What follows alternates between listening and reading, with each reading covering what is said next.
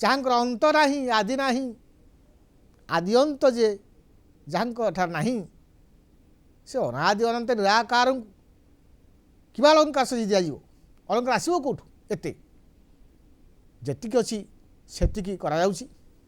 ତେଣୁ ମହାପ୍ରଭୁଙ୍କର ଯାହା ବି ଅଳଙ୍କାର ଅଛି ତାହା ବି ଯଥେଷ୍ଟ ପରିମାଣ ଅଛି। ଯଦି ଆମେ ଦେଖିବାକୁ ଯିବା ମାନବୀୟ ସ୍ୱଭାବକୁ ମହାପ୍ରଭୁ ମାନବୀୟଳା ବା ମନୁଷ୍ୟଳା ପ୍ରକଟନ କରୁଛନ୍ତି। ତେଣୁ ମନୁଷ୍ୟର ହାବଭାବ ରୀତିନୀତି ଚଳଣି ଯାହା ସଂସ୍କୃତି କହିଲେ ଚାଲି ଚଳଣି ଆଚାର ବ୍ୟବହାର ଢଙ୍ଗ ଢାଙ୍ଗ ଏସବୁକୁ ବୁଝାଯାଏ। ତେଣୁ ମହାପ୍ରଭୁ ହେଉଛନ୍ତି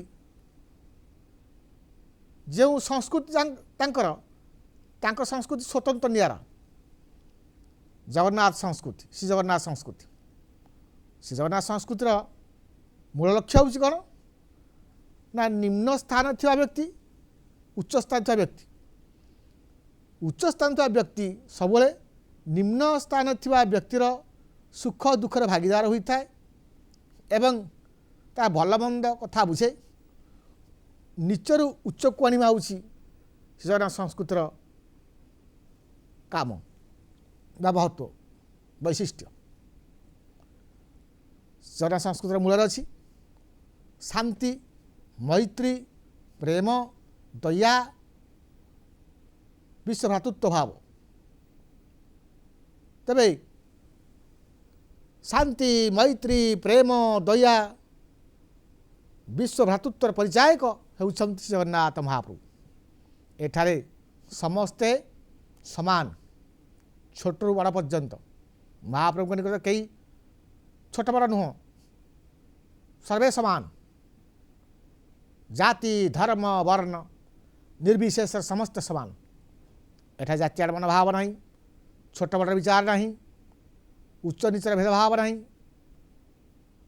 ଜାତି ଅଜାତି ନାହିଁ, ସାମ୍ପ୍ରଦାୟିକ ମନୋଭାବ ନାହିଁ। ଏଠି ସବୁ ସମ୍ପ୍ରଦାୟ ଏଠିକି ଆସନ୍ତି। ସେ ବ୍ରାହ୍ମଣୀୟ ହୁଅନ୍ତୁ, ବୈଷ୍ଣବ ହୁଅନ୍ତୁ, ଶାକ୍ତ ହୁଅନ୍ତୁ, ଶୈବ ହୁଅନ୍ତୁ, ଗାଣପତ୍ୟ ହୁଅନ୍ତୁ କିମ୍ବା ବୌଦ୍ଧ ଜୈନ ଖ୍ରୀଷ୍ଟିଆନ ଇସଲାମ ପର୍ଯ୍ୟନ୍ତ ସମସ୍ତେ ପ୍ରତିଟି ସମ୍ପ୍ରଦାୟ ଏଠାରେ ଏକତ୍ରିତ ହୋଇଥାନ୍ତି। ଆଜିର ଦିନରେ ଦେଖନ୍ତୁ କେତେ ଯେ ଭକ୍ତ ତାକୁ କଳନା କରି ହେଉନାହିଁ, କଳ୍ପନାର ବାହାରେ ଏତେ ମାତ୍ରାରେ ଭକ୍ତ କିଭଳି ଭାବରେ ମାନେ ଉଷ୍ଣତା ଅନୁଭୂତ ହେଉଛି।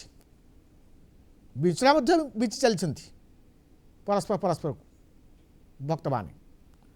ମୁଣ୍ଡ ମାଳ ଅସଂଖ୍ୟ ଜନତା ଭକ୍ତ ଆଜି ଏକତ୍ରିତ ରୁଣ୍ଡ ହୋଇଛନ୍ତି। କାହିଁକି ନା ଏଇଥିପାଇଁ ମହାପ୍ରଭୁଙ୍କର ସାନ୍ନିଧ୍ୟ ଲାଭ କରିବା ପାଇଁ। ଟିକିଏ ମହାପ୍ରଭୁଙ୍କୁ ବେଶ ଦେଖିଦେଲେ କୃତାର୍ଥ ଯିବେ।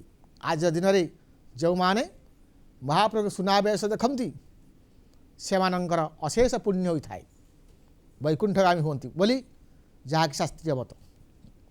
ତେବେ ଶ୍ରୀ ଜଗନ୍ନାଥ ମହାପ୍ରଭୁ ସବୁବେଳେ ଅଳଙ୍କାର ବେଶ ହୋଇଥାନ୍ତି। ଜୟ ଜୟ ଜଗନ୍ନାଥ ନୀଳଗିରିପତି ଅଭିନବ ଜଳଧର ସୁନ୍ଦର ମୂରତି ହେ ସୁସଞ୍ଚ ଠାଣିରେ ସୋହେ ସୁବର୍ଣ୍ଣର ସୂତା ଚୂଳରେ ଦୟଣା ଗଭା କସ୍ତୁରୀର ଚିତା ହେ ଚୂଳରେ ଦୟଣା ଗଭା କସ୍ତୁରୀର ଚିତା ଢଳ ଢଳ ଦିଶଇ ମୁକୁତା କଣ୍ଠି ମାଳ ଶ୍ରବଣ ପୁଟରେ ବେନି ମର୍କତ କୁଣ୍ଡଳ ହେ। ତେବେ ମହାପ୍ରଭୁ ସବୁ କିଛି ପିନ୍ଧନ୍ତି, ଶ୍ରବଣ ମର୍କତ କୁଣ୍ଡଳ ପିନ୍ଧନ୍ତି